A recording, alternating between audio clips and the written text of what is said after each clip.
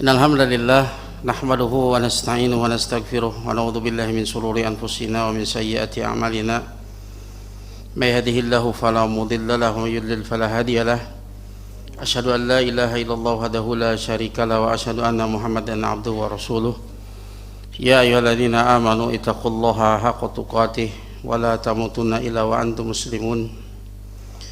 Ya ayyuhan nasu taqu rabbakumul ladzi khalaqakum min nafsin wahidah wa khalaqa minha zawjaha wa batha minhuma rijalan katsiran wa nisaa'a wattaqullaha alladzi tasaaluna bihi wal arham innallaha kana 'alaikum raqiba. Ya ayyuhalladzina amanu ittaqullaha wa qulu qawlan sadida yuslih lakum a'malakum wa yaghfir lakum dhunubakum wa may yuti'illaha wa rasulahu faqad faza fawzan 'azima. Amma ba'd, fa inna asdaqal hadisi kitabullah wa khairul hadi Muhammadin sallallahu alaihi wasallam wa syarrul umuri muhdatsatuha fa inna kulla muhdatsatin bid'ah fa inna kulla bid'atin dhalalah fa inna kulla dhalalatin finnar. Masyaallah muslimin wal muslimat rahimani wa rahimakumullah.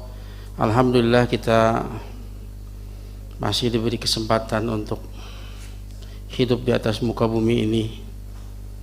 Ini kesempatan besar untuk banyak memohon ampun kepada Allah Subhanahu wa taala. Kesempatan untuk beramal, kesempatan untuk memperbaiki diri. Pada kesempatan kali ini insyaallah kita akan membahas nama-nama Allah yang Maha Indah. Di antaranya yang akan kita bahas yaitu nama Allah Ar-Rahman Ar-Rahim. Setelah sebelumnya dulu waktu beberapa tahun ke belakang ya kita membahas tentang isim jalalah Allah.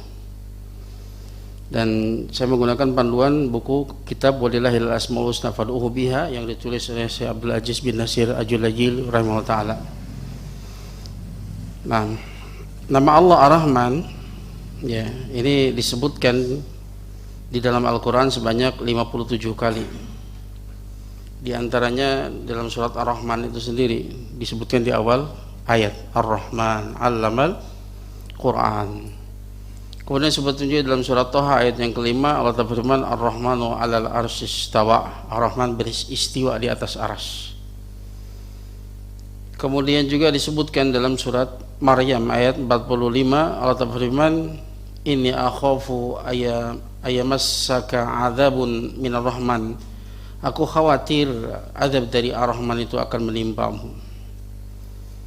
Adapun nama Allah Ar-Rahim itu disebutkan sebanyak 123 kali di dalam Al-Quran. Jadi Ar-Rahim lebih banyak disebutkan. Di antaranya dalam surat Al-Muzammil ayat 20 Allah berfirman wastaghfirullah innallaha ghafurur rahim.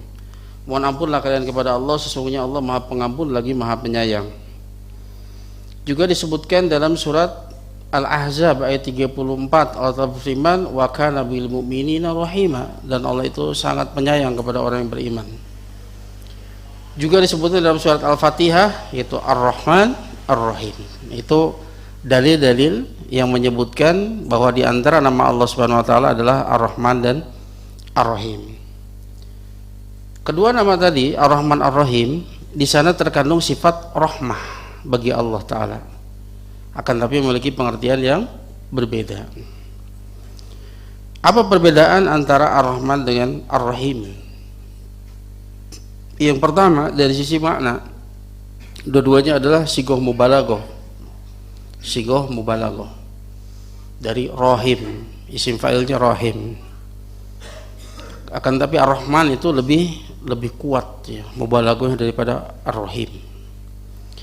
Secara makna Ar-Rahman adalah dzurrahmah asyamilah li jami'il khalaiq fid dunya walil mu'minina fil akhirah. Ar-Rahman adalah yang memiliki rahmat yang meliputi seluruh makhluk. Luas. Rabbana wasi'ta kulla syai'in rahmatan wa ilma. Rabbana wasi'a rahmatan wa ilma. Kulla syai'in rahmatan wa ilma. Wahai Rabb kami, ilmu dan rahmatmu meliputi segala sesuatu. Maka tidak ada sesuatu pun yang diilmui oleh Allah Ta'ala kecuali itu diliputi oleh rahmat Allah Subhanahu Wa Ta'ala.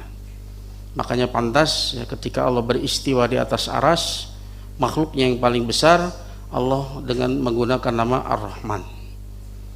ya, yang memiliki sifat rahmat yang luas yang meliputi seluruh makhluknya, yang beristiwa di atas aras, makhluknya yang paling besar.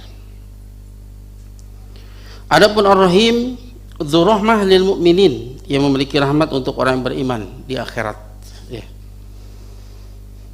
Ya, ataupun di dunia, ya, kepada seluruh manusia, sebagaimana surat Al-Baqarah ayat 143 Allah Ta'ala berfirman, innallaha bin nasi la raufur rahim, pakai rahim. Sesungguhnya Allah Ta'ala amat belas kasihan lagi penyayang kepada manusia, dan manusia terdiri dari kafir dan mukmin. Ya. Kemudian yang kedua, isim Rahman, ya, nama Allah Ar-Rahman ini menunjukkan kepada sifat dzatiyah bagi Allah Ta'ala. Adapun Ar-Rahim ini menunjukkan kepada sifat fi'liyah, perbuatan. Berkata Imam Ibnu Qayyim rahimahullah ta'ala dalam Bada'iul Fawaid, inna Rahman dalun ala sifatil qa'imah bihi subhanah, war-Rahim dalun ala ta'alluqiha bil marhum. Ar-Rahman ini menunjukkan kepada sifat yang ada pada Allah Subhanahu wa taala, sementara Ar-Rahim menunjukkan kepada keterkaitan sifat tersebut dengan al-marhum, yang dirahmati. Fakana al-awwal lil wasfi wa tsani lil fi'li, maka yang pertama Ar-Rahman ini menunjukkan kepada sifat, sementara yang kedua menunjukkan kepada fi'il, perbuatan. Maka maknanya fal awwal dalun ala anna rahmah sifatuhu, yang pertama Ar-Rahman menunjukkan bahwa rahmat merupakan sifat baginya, sifat yang meliputi segala sesuatu, rahmat yang meliputi segala sesuatu. Adapun yang kedua Ar-Rahim dalun ala annahu yarhamu khalqahu bi rahmatihi, menunjukkan bahwasanya dia merahmati makhluknya dengan rahmatnya. Maka yang pertama menunjukkan sifat Ar-Rahman, Ar-Rahim menunjukkan kepada fi'il. Yang ketiga, perbedaan Ar-Rahman dengan Ar-Rahim, bahwa nama Ar-Rahman adalah nama la yazuzul lil makhluk an yutasamma biha. Ar-Rahman itu nama yang makhluk nggak boleh dinamai dengan nama tersebut, khusus untuk Allah Ta'ala. Berbeda dengan Ar-Rahim, ya, Allah memberi sifat Rasulullah SAW dengan Rahim, sementara Ar-Rahman tidak. Dalilnya surat Al-Isra ayat 110, Allah Ta'ala berfirman, qulidullah awidur rahman ayyama tad'u falahul asmaul husna.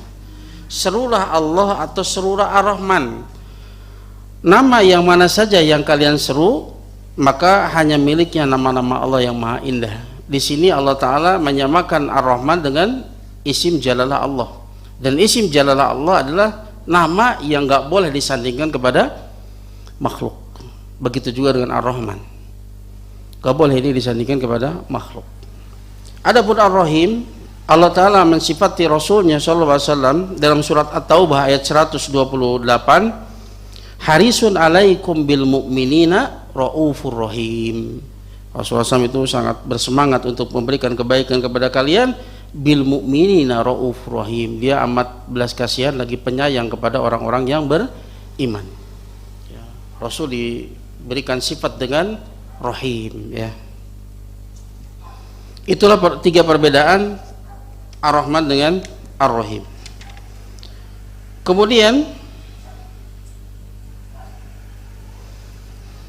rahmat yang disandarkan kepada Allah Ta'ala itu ada dua macam. Rahmat yang disandarkan, yang diidfatkan kepada Allah Ta'ala ada dua macam.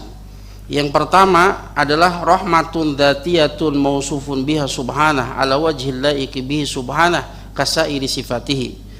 Yang pertama rahmat yang sifat dzatiyah, yang senantiasa ada pada Allah Ta'ala, yang Allah disifati dengan sifat tersebut, ya, sifat yang layak bagi Allah Subhanahu wa Ta'ala, sebagaimana sifat-sifat yang lainnya yang berbeda dengan makhluknya.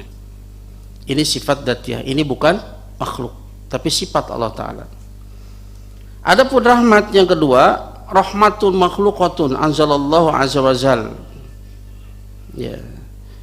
Yang kedua rahmat yang itu makhluk, dia adalah asar dari rahmat Allah yang sifat dzatiyah tadi. Dia adalah asar dari sifat Allah yang dzatiyah tadi. Adapun ini makhluk ya, rahmat yang makhluk. Sebagaimana Allah Ta'ala, Rasulullah SAW bersabda dalam hadis riwayat Muslim, innalillahi mi'ata rahmatin anzala minha rahmatan wahidah bainal jin wal ins wal bahaim wal hawam fabiha yata'atafuna wa biha yatarahamuna wa biha ya'taful wahsyu ala waladiha wa akhrallahu tis'an wa tis'ina rahmatan yarhamu biha ibadahu yaumal qiyamah. Kata Rasulullah SAW, sesungguhnya Allah memiliki 100 rahmat. Allah turunkan hanya satu rahmat saja, yang dengan satu rahmat tersebut ya, ini dibagikan untuk manusia, jin, binatang dan serangga. Yang satu rahmat ini sampai hari kiamat, yang dengan satu rahmat tersebut mereka saling berlemah lembut, yang dengan satu rahmat tersebut mereka saling menyayangi. Bahkan dengan satu rahmat tersebut binatang buas saja yang tidak ada belas kasihannya itu sayang kepada anaknya, gara-gara yang satu ini ya. Dan Allah akhirkan 99 rahmatnya yang dengannya Allah merahmati hamba-hambanya nanti pada hari kiamat. Makanya pantas surga itu dikatakan Rasulullah SAW ya, diriwayatkan dari Allah Ta'ala, hadis qudsi, Allah Ta'ala berfirman, a'dadtu li ibadiyas solihina ma la ainun ra'at wal udhunun sami'at wala khatara ala qalbil bashar. Aku siapkan bagi hamba-hambaku yang soleh sesuatu yang tidak pernah terlihat mata, tidak pernah terdengar oleh telinga, tidak pernah terbesit dalam hati manusia. Yang satu saja kita tidak bisa membayangkan, apalagi yang 99 rahmatnya ya. Kemudian rahmat Allah pun terbagi menjadi dua ya, rahmat Allah yang ya, makhluk ini pun terbagi kepada dua. Ada rahmat yang umum, ada rahmat yang khusus. Rahmat yang umum ini dibagikan untuk seluruh makhluk. Berupa apa? Biijadihim, menciptakan mereka, wa tarbiyatihim, dan mentarbiyah mereka, mengurusi mereka, memberikan hidayah kepada mereka, wa rizkihim, memberikan rizki kepada mereka, wa imdadihim bin ni'am wal ataya, dan memberikan suplai kepada mereka terus menerus dengan nikmat-nikmat dan pemberian. Semuanya dikasih. Kafirkah, mukminkah, manusia, binatang, jin, serangga, semuanya dikasih. Umum ini ya. Watashihi abdanihim, memberikan kesehatan kepada badan mereka, watashiril makhluqati min nabatin wa hayawanin wa jamadin fi ta'amihim wa syarabihim wa masakinihim wa libasihim wa naumihim wa harakatihim wa sakanatihim. Dan dengan Allah Ta'ala menundukkan makhluk-makhluk dari tumbuh-tumbuhan, hewan-hewan, benda mati untuk makanan mereka, minuman mereka, tempat tinggal mereka, pakaian mereka, untuk tidurnya mereka, untuk aktivitas dan diamnya mereka. Wa ghairi dzalika minan ni'am allati la tu'addu wa la tuhsa, dan yang lain sebagainya dari nikmat-nikmat yang tidak bisa dirinci, tidak bisa dihitung. Itu semuanya nikmat rahmat yang umum, rahmat yang berkaitan dengan jasad duniawi. Adapun yang kedua, rahmatun khosoh, rahmat yang khusus. Rahmat inilah yang diberikan kepada hamba-hambanya yang beriman. Dengan apa? Bitaufiqihim ilal hidayati wasiratil mustaqim, memberi taufik kepada mereka kepada petunjuk, kepada jalan yang lurus.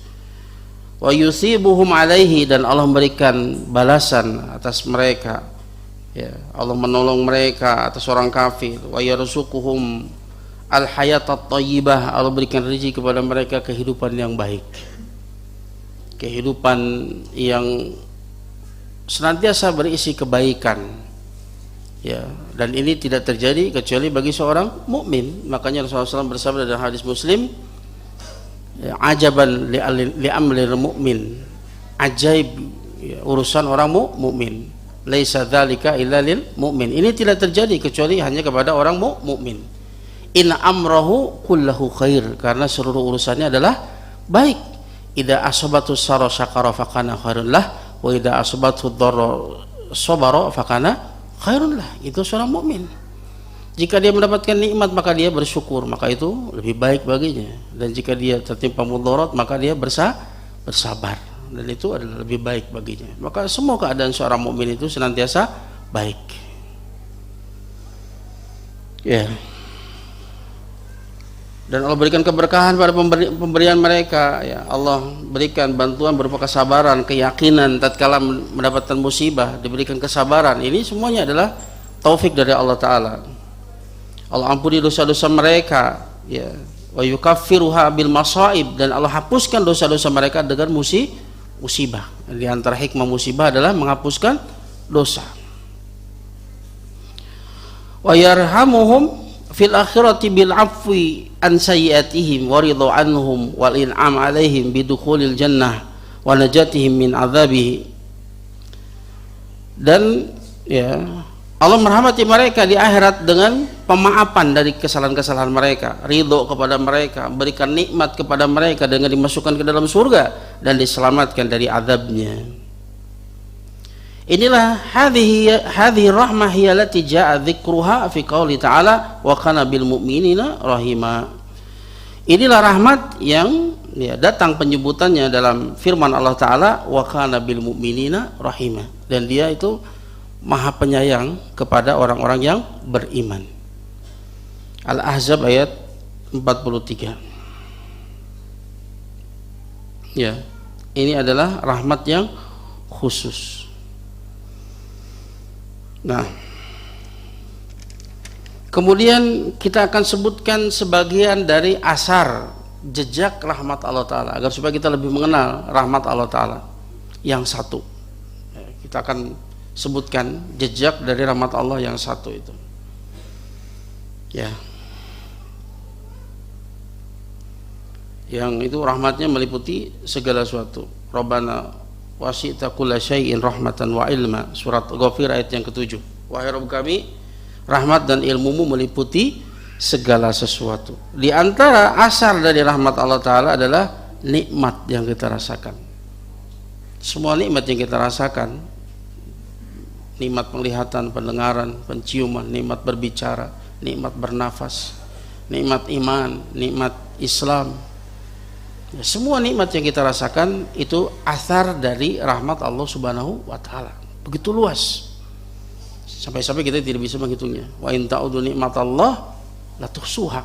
Seandainya kalian menghitung nikmat Allah, pasti kalian tidak akan bisa menghitungnya, saking banyaknya rahmat Allah. Dan nikmat itu bagian dari rahmat juga yang merupakan asar dari rahmat Allah Ta'ala, yaitu fi kulli ma khalaqallahu azza wa jalla sawa'an fi hadzal kaun al-arid wa ma fihi minal makhluqatil 'azimah al-musakhkharah bi amrihi subhanahu wa ma fiha minal manafi wa rahmah li ibadihi. Ya, pada setiap apa yang Allah ciptakan, sama saja pada alam yang luas ini, apa yang ada padanya berupa makhluk-makhluk yang besar, penciptaan matahari, rembulan, itu semuanya asar dari rahmat Allah Ta'ala. Dan semua kemanfaatannya, apapun yang kita ambil manfaatnya, apa yang kita lihat berupa keindahan, apa yang kita dengar berupa suara yang merdu, apa yang kita ambil manfaatnya dari udara, air, dan seterusnya. Dari apa yang Allah ciptakan, itu semuanya adalah asar dari rahmat Allah, asar dari kasih sayang Allah kepada kita. Ya, juga apa yang ada pada diri manusia, berupa Allah ciptakan manusia itu dengan bentuk yang terbaik. Al-Imam Ibnu Qayyim rahimahullah dalam Mukhtasar Sawa'iqul Mursalah, beliau mengatakan, anta law ta'amaltal alam bi ainil basirah la ra'aitahu mumtali'an bi hadhihi rahmah al-wahidah kamtila'il bahri bima'ihi wal jawi bihawaihi. Engkau, seandainya engkau memperhatikan alam semesta ini bi ainil basirah, dengan ilmu, dengan kacamata ilmu, tentu engkau akan melihat alam semesta ini penuh dengan rahmat yang satu, bi rahmatil wahidah, dengan rahmat yang satu. seperti penuhnya samudra oleh airnya, dan seperti penuhnya angkasa oleh udara. Maka apapun dari apa yang Allah ciptakan dan kemanfaatan apapun darinya itu merupakan asar dari rahmat Allah Azza wa Jalla. Kemudian yang kedua, asar dari rahmat Allah Ta'ala, dan ini yang paling besarnya, adalah diturunkannya kitab, diutusnya Rasul. Ini rahmat yang sangat besar, yang dengannya kita insya Allah Ta'ala berkesempatan untuk mendapatkan rahmat yang 99, yaitu ya, yang dengannya kita insya Allah Ta'ala mendapatkan rahmatnya yang 99. Allah Ta'ala berfirman dalam surat Al-Anbiya ayat 107, wa ma arsalnaka illa rahmatan lil alamin, tidaklah kami mengutus engkau wahai Rasul illa rahmatan lil alamin, kecuali sebagai rahmat untuk sekalian alam. Rahmat yang dengannya kita hidup di atas petunjuk, yang dengannya terjaga ya maslahat-maslahat untuk manusia. Di antara maqasidus syariah, tujuan pensyariatan, yang pertama adalah hifdzuddin, menjaga agama. Yang kedua, hifdzun nafas, menjaga jiwa agar terjaga jiwa ini ya. Kemudian hifdzul aql, menjaga akal. Hifdzun nasl, menjaga keturunan. Kemudian hifdzul mal, menjaga harta, agar tidak ya, satu sama lain mengambil harta dengan cara yang batil. Ini maqasidus syariah. Ini 5 perkara yang sangat dibutuhkan oleh manusia. Belum lagi ya, apa yang dibawa oleh Rasulullah SAW, ini akan menghantarkan kita kepada rahmat yang 99. Maka pantas ini disebut rahmat yang paling agung dengan diutusnya Rasul, diturunkannya kitab. Allah berfirman dalam surat An-Nahl ayat 89, wa nazzalna 'alaikal kitab tibyanan likulli syai' wa hudaw wa rahmatan wa busyra lil muslimin. Kami turunkan kepadamu Alkitab sebagai penjelasan atas segala sesuatu, sebagai petunjuk, wa rahmatan, sebagai rahmat. Allah sebutkan diturunkan kitab itu sebagai rahmat, wa busyra lil muslimin, dan sebagai kabar gembira bagi orang-orang yang berserah diri. Kemudian di antara asar rahmat Allah Ta'ala ya, Allah syariatkan taubat, Allah syariatkan istighfar. Kalau seandainya tidak ada pengampunan dosa, tidak ada penerimaan taubat, kita celaka, pasti kita celaka. Al-insan mahalul khata wa nisyan, manusia itu tempatnya salah dan alfa. Tapi dengan kemurahan Allah Ta'ala, kasih sayang Allah Ta'ala, Allah tahu kelemahan kita, Allah syariatkan taubat, Allah syariatkan penghapusan dosa. Allah Ta'ala berfirman dalam surat Az-Zumar ayat 53, qul ya ibadiyalladzina asrafu ala anfusihim la taqnatu min rahmatillah innallaha yaghfiru dzunuba jami'an innahu huwal ghafurur rahim. Katakanlah wahai Rasul, wahai hamba-hambaku yang melampaui batas. Melampaui batasannya, harusnya taat tidak taat, harusnya jauhi maksiat malah berbuat maksiat. Katakanlah wahai hamba-hambaku yang melampaui batas atas diri mereka, la taqnatu min rahmatillah, jangan kalian berputus asa dari rahmat Allah. Apa yang dimaksud dengan rahmat Allah di sini? Innallaha yaghfiru dzunuba jami'an, sesungguhnya Allah mengampuni dosa seluruhnya. Seberat apapun dosa, sebesar apapun dosa, kalau kita mohon ampun kepada Allah, Allah ampuni. Bukankah ini kasih sayang Allah Ta'ala? Makanya ayat ini ditutup oleh Allah Ta'ala, innahu huwal ghafurur rahim, sesungguhnya dia maha pengampun lagi maha penyayang. Kemudian perhatikanlah hadis ini, hadis riwayat Muslim. Ini menunjukkan betapa besarnya rahmat Allah kepada hambanya. Rasulullah SAW bersabda, lallahu afrahu bi taubati abdi hina yatubu ilaih min ahadikum kana ala rahilatin bi ardin falatin fanfalatat minhu wa 'alaiha ta'amuhu wa syarabuhu fa ayasa minha fa'ata syajaratan fadhaja'a fi dhilliha qad ayasa min rahilatihi fa bainama huwa kadzalik idh huwa biha qa'imatun 'indah fa akhadha bi hitamiha thumma qala min shiddatil farah Allahumma anta 'abdi wa ana rabbuk khata'a min shiddatil farah. Dari Anas bin Malik, ya, dia berkata, Rasulullah SAW bersabda, sungguh Allah bergembira dengan taubatnya salah seorang, ya, dengan bertaubatnya seorang hamba, ya, tatkala dia bertobat kepadanya. Allah sangat bergembira ketika ada seorang hamba yang bertobat kepada Allah Subhanahu wa Ta'ala, melebihi, ya, bahagianya salah seorang di antara kalian yang berada di atas tunggangannya di padang yang luas, padang pasir yang sangat luas, kemudian binatang tunggangannya itu kabur darinya. Tengah padang pasir, binatang tunggangannya kabur, padahal di atasnya ada ta'amu wa syarabu, ada makanan dan minumannya, perbekalnya semuanya ada di atas tunggangannya tersebut.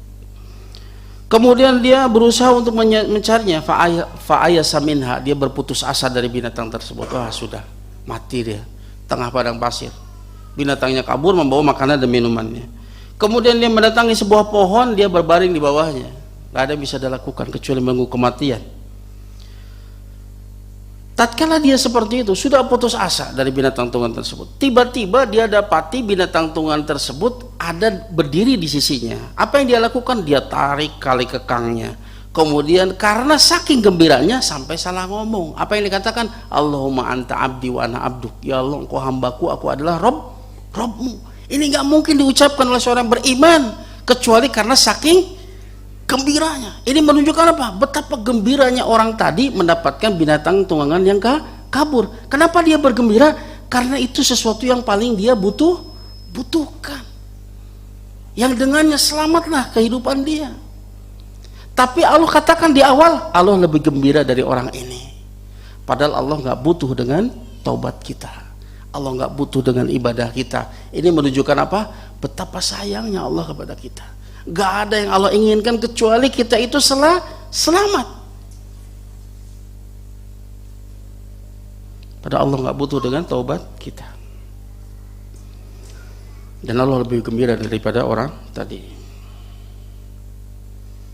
Kemudian di antara asar jejak dari rahmat Allah Ta'ala, itu apa yang Allah letakkan di hati ibu-ibu berupa apa? Kasih sayang kepada anaknya. Gak ada kasih sayang yang lebih besar manusia kepada manusia melebihi ibu kepada anaknya, bahkan mengalahkan kasih sayang bapak. Bahkan ketika Rasulullah ditanya, ayunas ahaqqu bihusni sahabati, siapa orang yang paling berhak untuk aku perlakukan dengan baik? Kata Rasulullah SAW, siapa? Ummuk, ibumu. Thumaman qala ummuk, kemudian siapa lagi ya Rasul? Ibumu. Thumaman, dikatakan lagi, kemudian siapa lagi Rasul? Kata Rasul apa? Ummuk, ibumu. Thumaman, baru yang keempat, kemudian siapa? Abuk, bapamu. Kata para ulama ketika mensyarah hadis ini, kenapa ibu itu didahulukan 3 kali? Ibumu, ibumu, ibumu, baru kemudian bapakmu. Karena ibu itu dia sendirian memperjuangkan kita di 3 tempat. Yang pertama ketika hamil, bapak mati pipiluannya ibu. Semakin besar janin, maka dia semakin gembira, meskipun dia semakin tersiksa. Dia gembira apa? Anaknya itu tumbuh sehat. Yang kedua kapan? Ketika melahirkan. Perjuangan ibu, bapak cuma jadi penonton, ya. Dan dia sudah tidak memikirkan kehidupannya, yang dipikirkan bagaimana anaknya itu lahir dengan selamat. Yang ketiga kapan? Ketika menyusui, ya, 2 tahun. Dan biasanya bayi itu aktifnya di waktu malam. Itu perjuangan yang berat, ya. Nah, apa yang Allah letakkan di hati ibu-ibu berupa kasih sayang kepada anaknya, di sana kita bisa melihat asar dari rahmat Allah Ta'ala. Karena rahmat Allah Ta'ala lah kemudian ibu tadi itu sayang kepada anaknya. Kalau bukan karena rahmat Allah Ta'ala, gak mungkin dia mau kemudian berkorban seperti itu untuk anaknya. Diriwayatkan dari Umar bin Khattab radhiyallahu an, kata beliau, di hadapan kepada Rasulullah SAW para tawanan. Kemudian Rasulullah SAW melihat ada seorang perempuan yang dia berusaha untuk mencari anaknya yang hilang. Anaknya terpisah darinya karena sebuah peperangan. Tatkala ditawan, dia mencari-cari anaknya yang terpisah darinya. Tatkala apa yang dia dapat anaknya, apa yang dilakukan? Fa'akhlathu fa'alsaqathu bibatniha wa arda'athu. Kemudian dia pegang, dia peluk anaknya, dia susui anaknya, dia perlihatkan kasih sayang ibu kepada anaknya yang baru ditemukannya. Kemudian Rasulullah SAW bertanya kepada para sahabat, atarawna hadhil mar'ah tarihatan waladaha finnar? Apakah mungkin perempuan ini akan melemparkan anaknya ke dalam api? Apa jawaban para sahabat? Wallahi la wallahi wa hiya taqdiru ala an la tatrahahu. Demi Allah, dia mampu untuk tidak melemparkan anaknya ke dalam api. Apa jawaban Rasulullah SAW? Allahu arhamu bi ibadihi min hadhihi bi waladiha. Sungguh Allah lebih sayang kepada hambanya melebihi ibu ini kepada anaknya. Ibu saja nggak ada ibu yang mau melemparkan ke dalam api, nggak ada. Makanya Sufyan Ats-Tsauri pernah mengatakan, seandainya aku disuruh memilih siapa yang akan menghisap diriku, Allah atau kedua orang tuaku, maka aku akan memilih Allah. Kenapa? Allah lebih sayang kepada diriku melebihi orang tuaku. Ya. Makanya kata Rasulullah SAW, sungguh Allah lebih sayang kepada hambanya melebihi ibu ini kepada anaknya. Ibu ini saja nggak mungkin melemparkan ke dalam api, apalagi Allah Subhanahu wa Ta'ala. Kurang apa lagi Allah Ta'ala? Kebaikan dilipat gandakan jadi 10, 700 lipatan yang tidak terhingga. Tapi keburukan dicatat cuma satu, itu pun kalau tidak tobat. Tapi kalau tobat, keburukan seberat bumi sekalipun, Allah kalau tobat dia ampuni. Kurang apa lagi? Allah limpahkan nikmat-nikmat yang begitu besar agar supaya kita bisa melaksanakan perintah-perintah Allah, itu bisa menjauhi larangan-larangannya. Tapi sedikit syukur kita kepada Allah Subhanahu wa Ta'ala. Ya,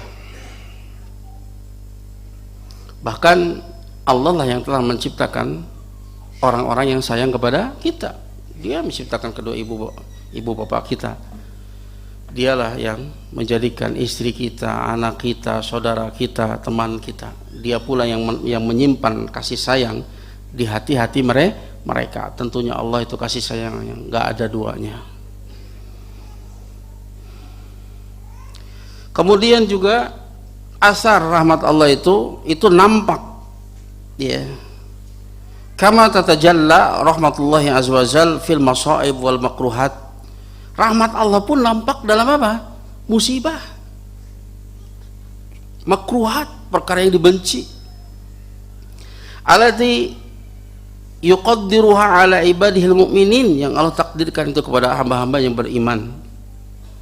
Fahiya in kanat mu'adhiyatan makruhatan illa anna fi a'tafiha ar-rahmah wal khairu bil musab. Meskipun musibah itu menyakitkan, dibenci oleh jiwa, akan tetapi ya, di sisi-sisi kelembutannya di sana ada rahmat dan kebaikan bagi orang yang tertimpa musibah. Lihat bagaimana di dalam musibah sendiri, di dalam perkara yang dibenci, di sana terdapat rahmat Allahu azza wajalla. Ya. Karena ya kita melihatnya sesuatu yang menyakitkannya saja, melihat musibahnya, tidak melihat di balik musibah tersebut.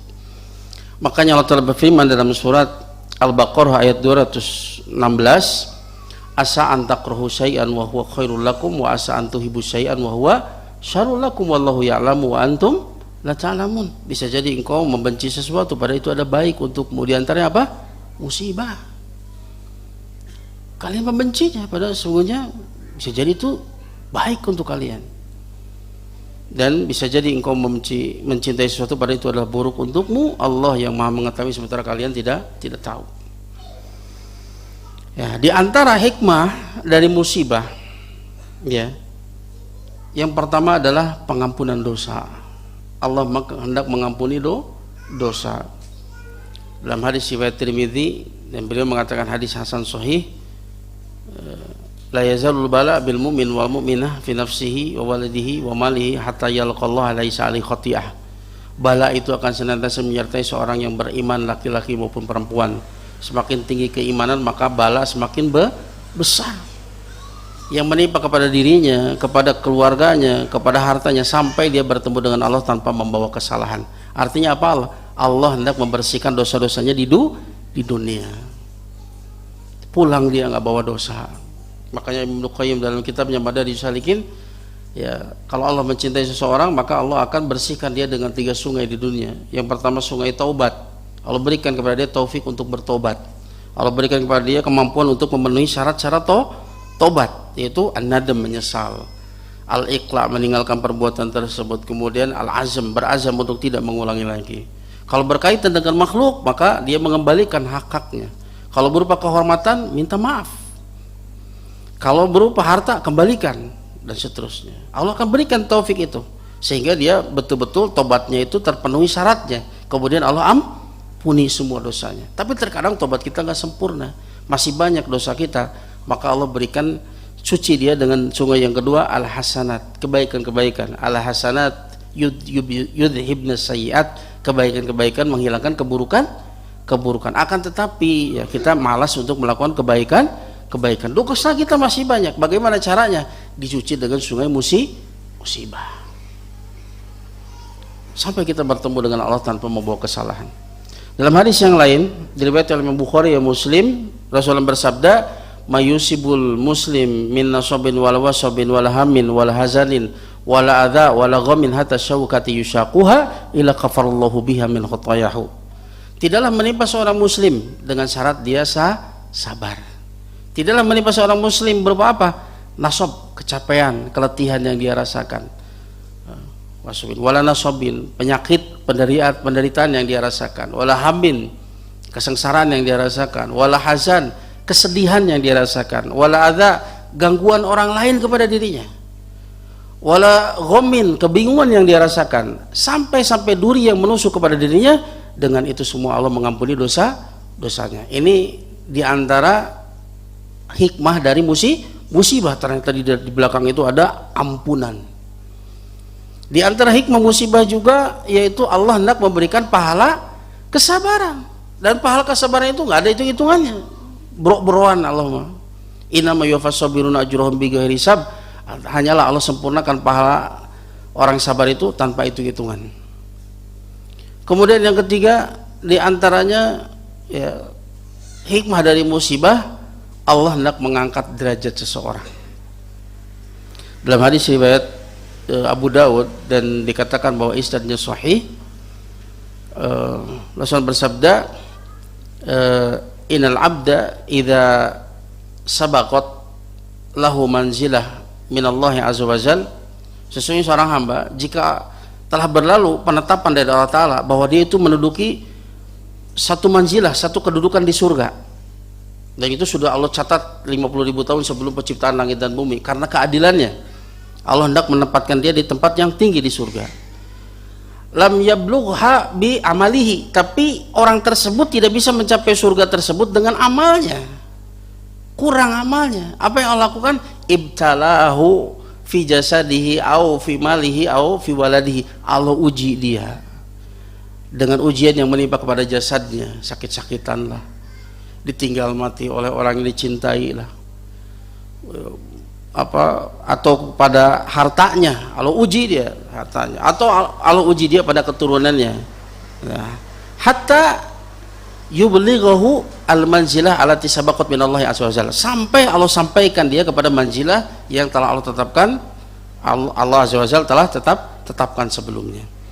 Jadi ketika tertimpa musibah, ya bisa jadi Allah hendak menempatkan dia di tempat yang tinggi dengan cara diuji. Ya, itu diantara hikmah-hikmah dari musibah. Maka lihat di balik musibah sekalipun di sana tampak rahmat Allahu azza wajalla. Makanya Rasulullah SAW kalau dapat kenikmatan apa yang beliau katakan, alhamdulillahilladzi bi ni'matihi tatimmus sholihat. Tapi kalau mendapatkan perkara yang tidak disukai, apa yang beliau katakan?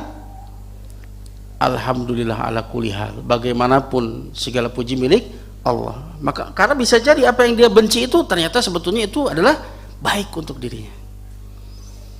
Dan Allah tahu tentang diri kita sedetil-detilnya. Mungkin di hati kita ada penyakit, kemudian Allah timpakan itu musibah berupa penyakit yang menimpa badan. Berapa banyak penyakit yang menimpa badan itu menyembuhkan apa yang ada di dalam hati, berupa kesombongan, ujub, tidak butuh kepada Allah dan seterusnya, ya. Nah, itulah asar dari rahmat Allah azza wajalla. Kemudian apa buah dari mengimani nama Allah Ar-Rahman Ar-Rahim? Buah yang pertama tentunya adalah mahabbatullah, menjadikan kita semakin cinta kepada Allah. Jubilatin nufus ala hubbi man ahsana ilaiha, karena jiwa itu diciptakan untuk mencintai yang berbuat baik kepadanya. Lalu bagaimana dengan Allah azza wajalla? Semakin kita tahu kebaikan-kebaikan Allah Ta'ala, maka akan membuat hati ini semakin cinta kepada Allah Ta'ala, ya.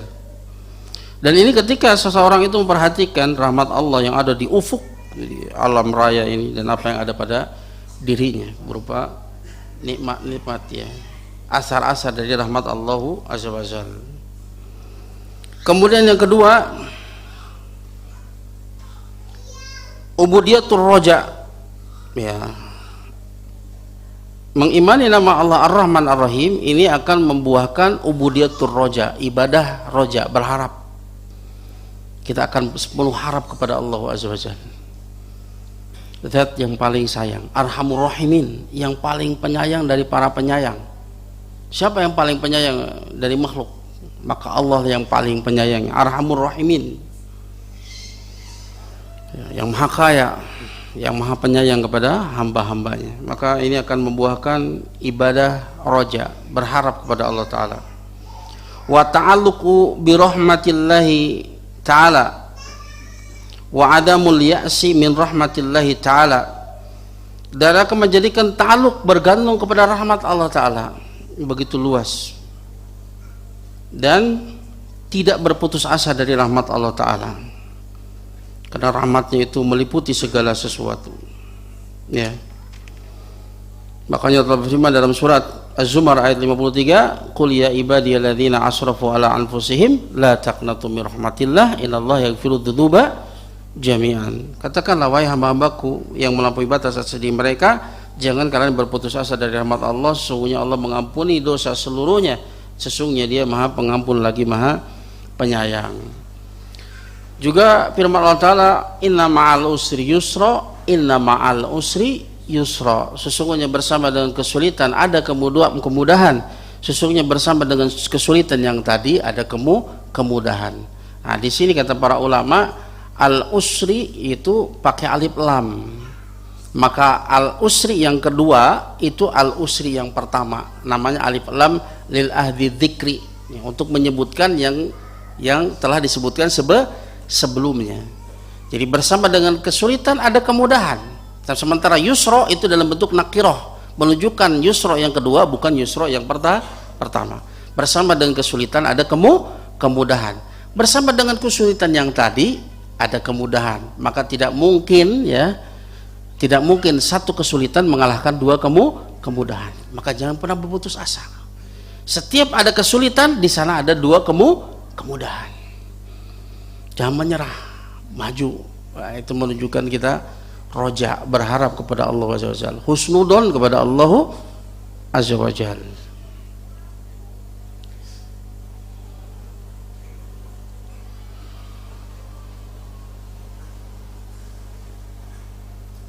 Kemudian yang ketiga, ada halnya, ya mungkin kita cukup dulu dengan dua buah dari keimanan mengenal nama Allah Ar-Rahman Ar-Rahim. Insyaallah buah-buah berikutnya kita akan sebutkan setelah bada Isya. Alhamdulillah naktabi hadzal qadar astaghfirukum subhanakallahumma wa bihamdika asyhadu an la ilaha illa anta astaghfiruka wa atubu ilaik. Assalamualaikum warahmatullahi wabarakatuh.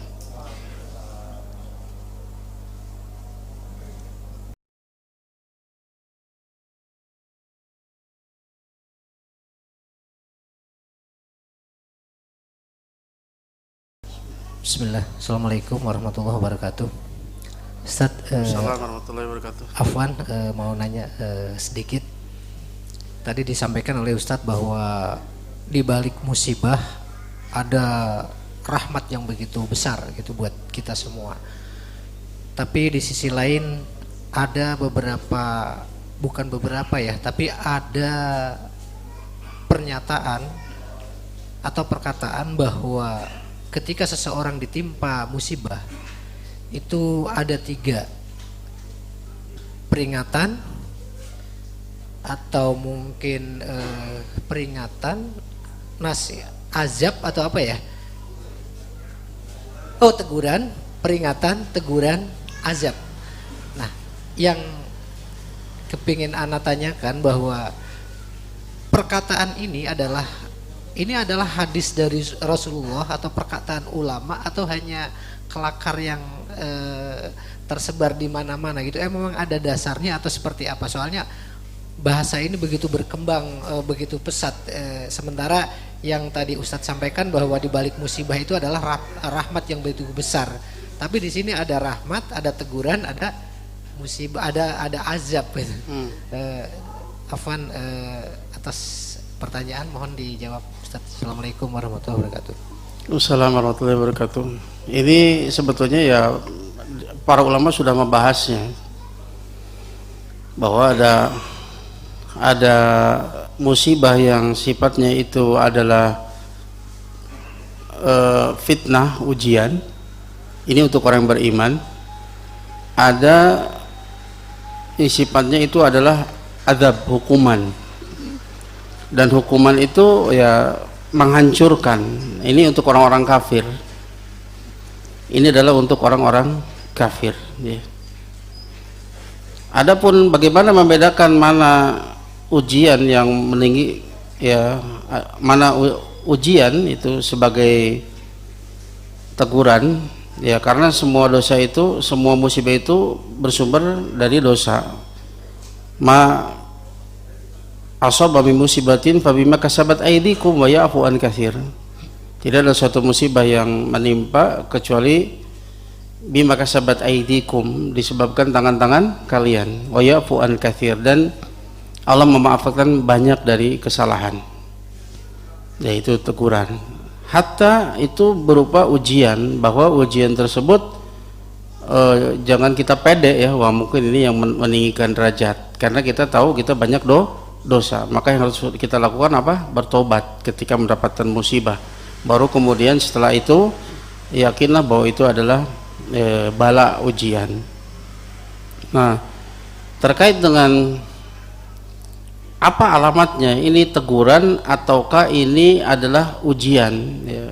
Syekh Abdul Qadir Al-Jailani, dan dia adalah ahlu sunnah, disebutkan dalam Tabaqatul Kubra bahwa di antara tanda bahwa musibah itu adalah berupa hukuman, teguran itu ketika terkena musibah maka orang tersebut tidak diberikan kesabaran oleh Allah Ta'ala, maka dia berkeluh kesah kepada manusia, mengadukan Ar-Rahman kepada makhluk yang belum tentu sayang kepadanya. Tapi barang siapa yang itu adalah ujian, bala untuk meningkatkan derajat, maka Allah akan berikan dia taufik untuk bisa bersabar ya. Dalilnya hadis riwayat Abu Dawud yang isnadnya itu sahih ya. Di antaranya lafadznya tadi itu, jika Allah sudah tentukan manzilahnya, kemudian dia tidak sampai dengan sebab amalnya, maka Allah uji dia pada jasadnya, pada hartanya, atau kepada keluarganya. Tsumma sabarahu andalik, kemudian Allah berikan kesabaran dia untuk hal tersebut. Maka kalau ujian tersebut itu untuk meninggikan derajatnya, Allah akan berikan taufik dia untuk bersabar. Jadi diketahuinya kapan? Setelah terjadi. Ya, dan Yang lebih tahu tentang diri kita adalah diri kita sendiri. Kita sedang berada di atas ketaatan atau di atas kemaksiatan. Adapun bagi orang yang beriman itu hanya teguran, bukan membinasakan. Berbeda dengan kepada orang-orang kafir, itu muhlik, menghancurkan. Makanya ketika berbicara tentang ujian yang menimpa kaum muslimin, kaum mukmin, Allah sebutkan di dalam surat Al-Baqarah ayat 155 sampai 157. Allah berfirman, lanabluwannakum bisyai'in minal khawfi wal ju' wa naqsin minal amwali wal anfusi wath thamarat wa basyirus sabirin alladzina idza asabathum musibah qalu inna lillahi wa inna ilaihi raji'un ulaika alaihim salatu min rabbihim wa rahmah wa ulaika humul muhtadun. Di sana Allah Ta'ala memberitahu kepada kita agar, kata Syekh Asadi, ini adalah ayat-ayat ini istamalat ala tawtinin nufus qabla wuqu'il masaib, untuk menguatkan jiwa sebelum terjadi musibah. Karena kalau diberitahu terlebih dahulu, kita siap siaga bahwa negeri ini negeri ujian, pasti akan kami uji. Makanya di sana pakai lam taukid, pakai nun taukid. Cuman ujian kita berbeda-beda. Ada yang diuji oleh anaknya, diuji dengan pekerjaannya, diuji dengan temannya, diuji dan seterusnya. Allah kabarkan di sana bahwa lanabluwannakum, benar-benar pasti akan kami uji kalian, agar supaya kita siap, bersiap untuk diuji. Karena negeri ini negeri ujian. Sampai kapan? Sampai kita mati. Setelah kita mati baru kita menerima hasilnya, kita lulus atau tidak. Dan ujian kita itu ada dua ya, kebaikan maupun keburukan. Dalam surat Al-Anbiya ayat 35 Allah berfirman, kullu nafsin dha'iqatul maut, setiap jiwa pasti akan merasakan kematian. Wa nabluukum bisyarri wal khairi fitnah wa ilaina turja'un, dan kami akan menguji dengan keburukan dan kebaikan sebagai fitnah, sebagai ujian, dan hanya kepada kamilah kalian akan dikembalikan. Ujian berupa keburukan ada dua, keburukan yang menimpa kepada agama, yang kedua keburukan yang menimpa kepada dunia. Keburukan yang menimpa agama berupa kita terjatuh dalam dosa dan kesalahan, maka solusinya apa? Tobat, minta ampun kepada Allah Ta'ala. Adapun ujian keburukan yang menimpa kepada dunia berupa musibah, maka menghadapinya dengan apa? Sabar. Adapun ujian keburukan, ujian kebaikan, maka itu dengan dilimpahkannya nikmat-nikmat, kesehatan, dimudahkan segala urusan dan sebagainya, maka kita wajib menghadapinya dengan syukur. Itu semuanya ujian. Nah, ayat ini Al-Baqarah ayat 155 sampai 157 ini berbicara tentang ujian keburukan yang menimpa kepada dunia kita. Dan Allah sebutkan jenis-jenis ujiannya. Jadi kisi-kisinya sudah dikasih tahu apa yang akan diujikan kepada kalian. Bisyai'in minal khaufi wal ju' wa naqsin minal amwali wal anfusi wath thamarat. Di sana ada kata-kata bisyai'in. Kata bisyai'in artinya apa? Sedikit, enggak semuanya. Karena ujian itu hanya untuk menguji keimanan, benar tidak keimanannya. Bukan untuk menghancurkan, dan Allah tidak akan menyanyiakan keimanan seorang hamba. Kalau dia betul ada keimanannya, Allah hanya uji sedikit saja. Tapi kalau dia sebetulnya tidak ada keimanan pada dirinya, itu akan menghancurkan. Ya, bisyai'in minal khauf, sedikit rasa takut saja. Wal ju', sedikit kelaparan, sedikit berkurangnya harta, jiwa. Ya, di antara berkurangnya jiwa, kata Syekh Asadi, ya dia terkena penyakit, atau orang-orang yang dicintainya terkena penyakit, atau dia kehilangan orang-orang yang dicintainya. Ujian berupa jiwa dan berkurangnya buah-buahan. Itu jenis-jenis ujiannya sudah disebutkan. Kemudian disebutkan juga dalam ayat-ayat tadi solusi bagaimana cara menghadapinya, yaitu sabar. Dan yang mengabarkan ini, lanabluwannakum bisyai'in minal khaufi wal ju' wa naqsin minal amwali wal anfusi was thamarat, siapa yang mengabarkannya? Al-Khabir, Al-Alim, Fa'alul lima yurid. maka pasti terjadi. Maka tatkala terjadi, manusia terkelompok menjadi dua kelompok. Kelompok orang yang sabar, kelompok orang yang tidak sabar. Ya. Maka beri kabar gembira kepada orang yang sabar, karena hanya orang yang sabar yang berhak untuk mendapatkan kabar gembira. Siapa mereka? Alladzina idza asabatu musibah qalu inna lillahi wa inna ilaihi rajiun.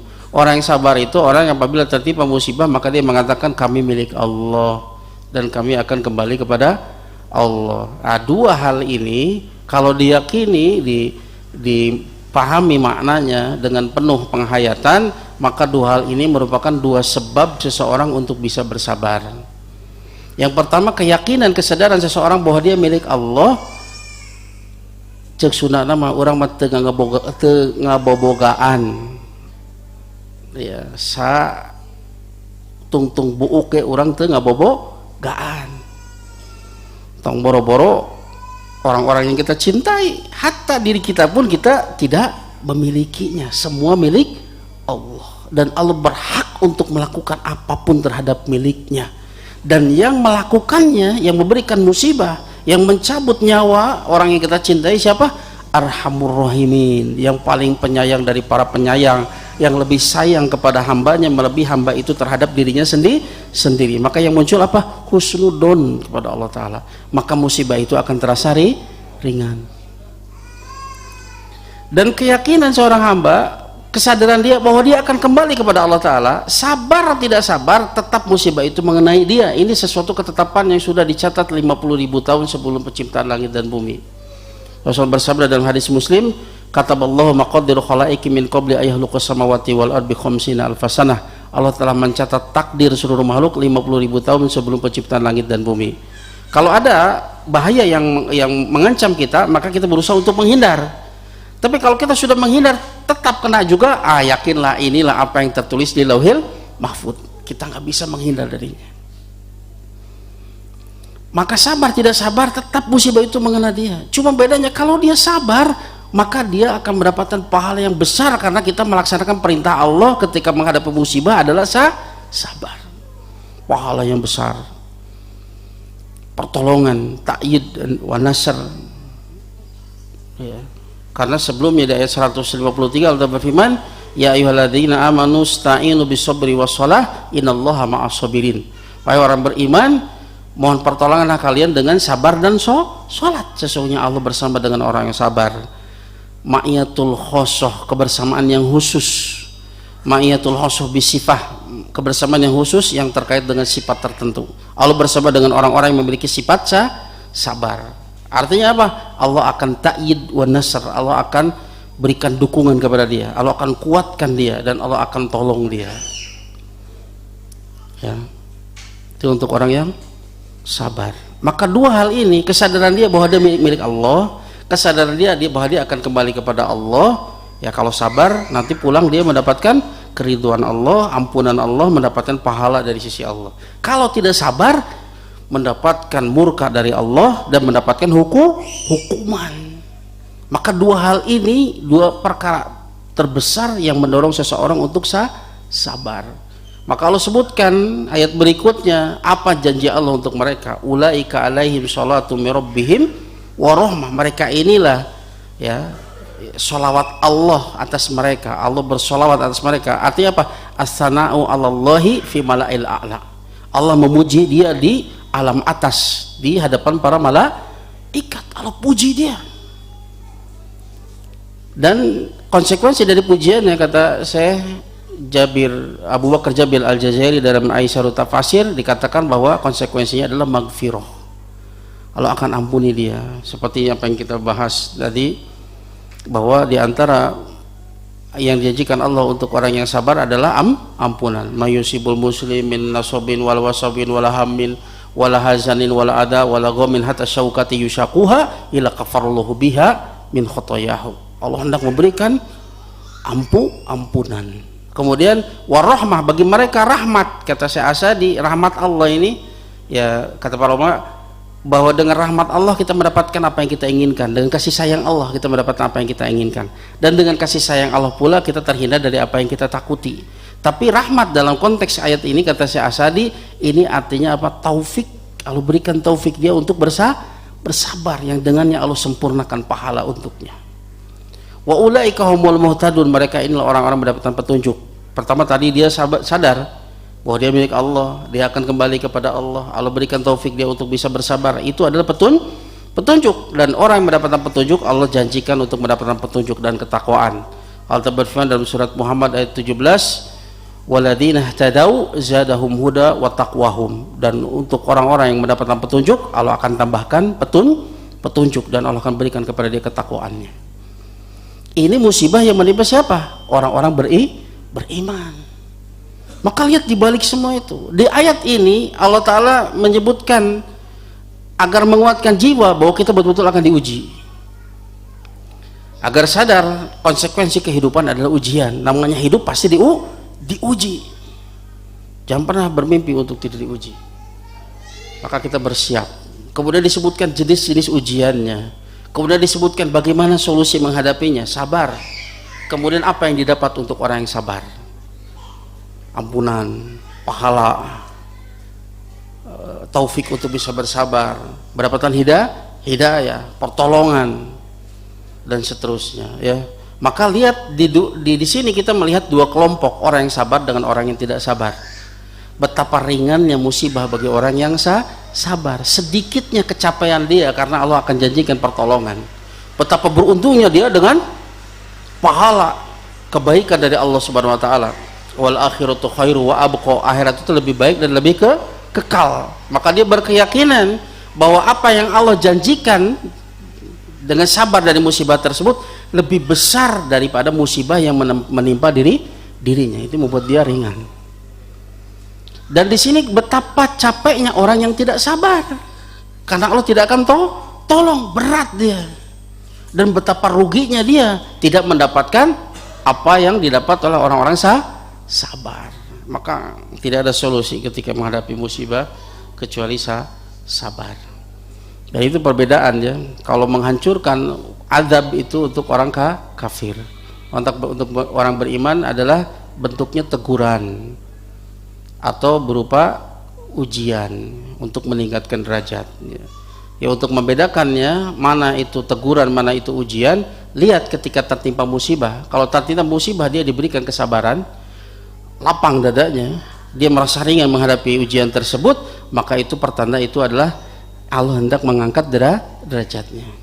Tapi kalau ketika tertimpa ujian dia berkeluh kesah, mengeluhkan Ar-Rahman kepada makhluk yang belum tentu sayang kepada dia, itu bisa jadi pertanda itu adalah teguran. Allah Ta'ala bisawab. Itu Pak, ya. Ada lagi? Ya.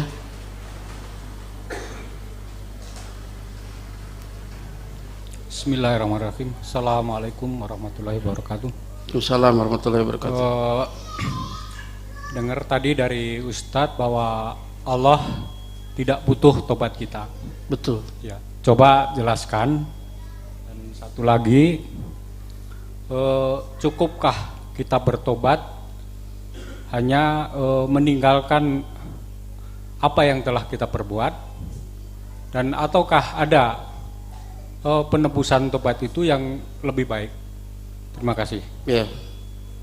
Allah Maha Kaya, ya. Makanya Al-Ghani, di antara nama dia Al-Ghani. Al-Ghani an ghairihi, yang Maha Kaya, Maha enggak butuh kepada selainnya. Sementara yang lainnya butuh kepadanya. As-Samad, As-Samad sama, yang Maha Kaya, tepat bergantung seluruh makhluknya. Yang seluruh makhluknya itu fakir kepadanya, sementara dia enggak butuh kepada yang lainnya.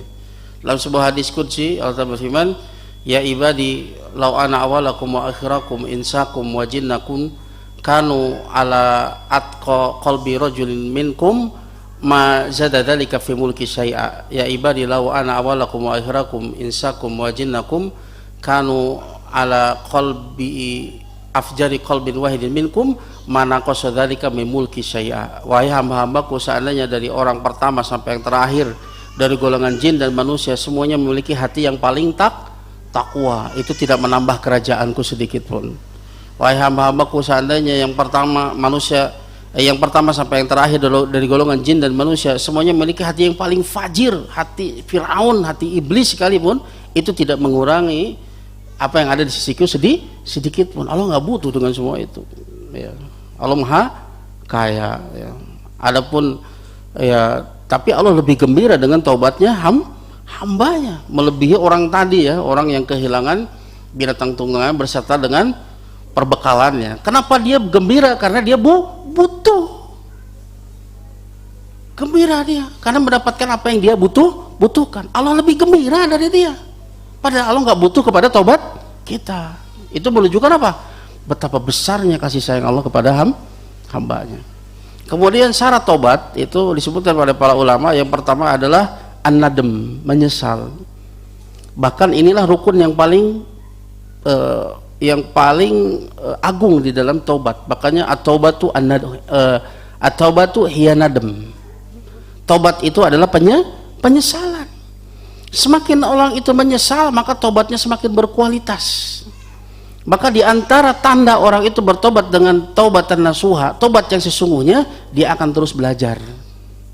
Karena dengan belajar dia semakin tahu keburukan apa yang dia lakukan. Semakin tahu keburukan, dia akan semakin menyesal. Semakin menyesal. Itu akan menguatkan azam dia untuk tidak mengulangi perbuatan tersebut. Yang pertama ada menyesal. Yang kedua azam untuk tidak mengulangi lagi. Yang ketiga al-iqla, meninggalkan perbuatan tadi. Kalau ternyata dia jatuh lagi dalam lubang yang sama, apa yang dilakukan? Perbaiki lagi, perbaharui lagi tobatnya. Seperti itulah tobatnya manusia. Tobat sambal. Nyawa sambal telada, kadabok deui we. Hayang deui. Seperti itu memang manusia itu. Maka jangan menyerah, terus bertobat. Kalau terkait dengan ada hak hamba, maka ini lebih berat. Dari sisi apa? Kalau dengan Allah gampang kan? Itu lebih mudah. Tapi dengan manusia, makanya hati-hati berbuat dolim. Berat dolim itu. Konsekuensinya itu di dunia dan di akhirat. Makanya dalam sebuah hadis Rasul bersabda, babani muajjalani uqubatuhuma fid dunya al-baghyu wal uquq. Dua dosa yang disegerakan hukumannya di dunia sebelum nanti di akhirat. Al-baghyu wal uquq. Baghyu itu dolim, di dunia pun akan dirasakan. Dan uquq itu durhaka kepada orang tua. Makanya orang yang durhaka kepada orang tua, di dunianya pun ya dia akan merasakan kedurhakaan anaknya, dan mungkin sulit hidupnya. Makanya orang durhaka biasanya sulit hidupnya, serba salah, gitu salah. Itu diantara hukuman dari durhaka kepada orang tua. Ada orang dolim, baca keburukannya. Diantaranya apa? Ittaqi da'watal madzlum fa innahu laisa bainaha wa bainallahi hijab. Hati-hati dengan doanya orang yang didolimi. Hati-hati itu. Karena tidak ada hijab, tidak ada penghalang antara doa dia dengan Allah Subhanahu wa taala. Artinya apa? Doa yang diijabah. Kalau dia angkatkan tangannya ke langit, itu diijabah. Hati-hati dengan orang doanya orang yang didolimi di dunia itu sebelum di akhirat. Dan itu tidak akan pupus kecuali kita minta dihalalkan kepadanya, minta maaf. Kalau dia tidak memaafkan, di akhirat kita akan dituntut. Sebagaimana hadis tentang muflis, Rasulullah bertanya kepada para sahabat, atadruna manil muflis? Tahu kalian siapa orang yang bangkrut? Kata para sahabat, orang yang bangkrut di tengah kami orang yang nggak punya harta, nggak punya duit, itu bangkrut. Kata Rasul, orang bangkrut itu orang yang datang pada hari kiamat membawa pahala sholat, pahala saum, tapi kemudian orang-orang datang kepadanya, si fulan telah mencela aku, si fulan telah memukulku, si fulan, orang-orang yang didoliminya itu akan datang menuntut dia, habislah kebaikannya. Tapi yang nuntut masih banyak. Apa yang dilakukan? Keburukan orang itu diberikan kepadanya, maka kemudian dia pun dilemparkan ke dalam api neraka. Itu teh orang bangkrut. Tapi orang tadi alhamdulillah mawa pahala sholat, pahala saum, orang cantan tuh diterima. Maka jangan perberat diri kita dengan berbuat dolim. Berat dolim itu ya. Maka kalau itu berupa ada hak makhluk, maka itu lebih berat dari sisi apa? Kalau itu berupa kehormatan, kita pernah membicarakan dia, menggibahi dia, di dunia nggak tahu, nanti di akhirat akan diberi tahu, maka dia akan menuntut kepada kita. Sebelum itu terjadi, kita minta maaf. Tapi kalau kita minta maaf, memberikan bahwa saya pernah menggibahi Anda begini, nanti malah jadi pasya, maka yang dilakukan banyak memohonkan ampun untuknya, semoga pahala itu sebanding dengannya. Kalau berupa harta, maka kembalikan. Kalau ternyata mau dikembalikan orangnya nggak ada atau sudah meninggal, maka kata para ulama apa? Kita bersedekah atas nama orang tersebut, mudah-mudahan pahalanya itu seimbang dengan apa yang akan nanti dia tuntut. Itu Pak ya. Itu syarat-syarat tobat. Ya. Itu Pak ya. Ya. Ada lagi?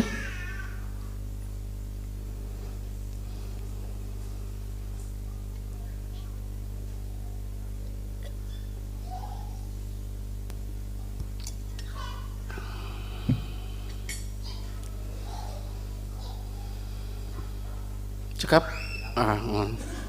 Ya mungkin itu yang bisa saya sampaikan. Terima kasih atas segala perhatiannya, mohon maaf atas segala kekurangannya. Semoga yang sedikit ini diterima sebagai amal soleh di sisi Allah Subhanahu Wa Taala, yang semoga dengan ini kita diampuni dosa-dosa kita, dan semoga Allah Taala memberikan kepada kita kemudahan untuk memahami agama ini, kemudahan untuk mengenal Allah Azza wa Jalla, sehingga kita menjadi hambanya yang sesungguhnya, dan kita pulang kepada Allah Taala dalam keadaan Allah ridho kepada kita. Allah masukkan kita ke dalam surganya, Allah selamatkan kita dari api nerakanya, karena inilah sukses yang sesungguhnya. Naktafi bihadzal qadar, astaghfirukum subhanakallahumma bihamdika asyhadu an la ilaha illa anta astaghfiruka wa atubu ilaik. Wassalamualaikum warahmatullahi wabarakatuh.